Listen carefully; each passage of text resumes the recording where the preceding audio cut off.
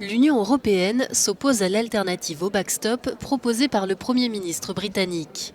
Sur Twitter, le président du Conseil européen Donald Tusk a estimé que Boris Johnson ne proposait pas de solution réaliste, ajoutant que ceux qui s'opposent au filet de sécurité soutiennent en réalité le rétablissement de la frontière physique entre les deux Irlandes.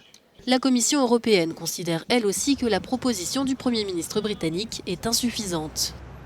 La lettre ne fournit pas de solution opérationnelle légale pour empêcher le retour d'une frontière physique en Irlande.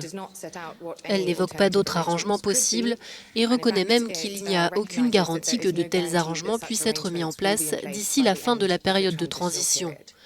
Nous restons toutefois prêts à travailler de manière constructive avec le Royaume-Uni dans le cadre de notre mandat. Boris Johnson estime que le backstop porte atteinte à la souveraineté de l'État britannique. Il propose donc de le remplacer par l'engagement à mettre en œuvre des dispositions alternatives d'ici la fin de la période de transition. Prévu dans l'accord de Brexit, le backstop a pour but d'éviter la création d'une frontière dure entre les deux Irlandes. Il prévoit que le Royaume-Uni tout entier reste dans l'union douanière, faute de meilleures solutions à l'issue de la période transitoire.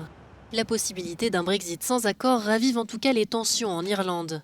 Lundi, une bombe a explosé à Newton Butler, en Irlande du Nord, près de la frontière avec l'Irlande. La police évoque une possible responsabilité de groupes liés à l'IRA, l'armée républicaine irlandaise.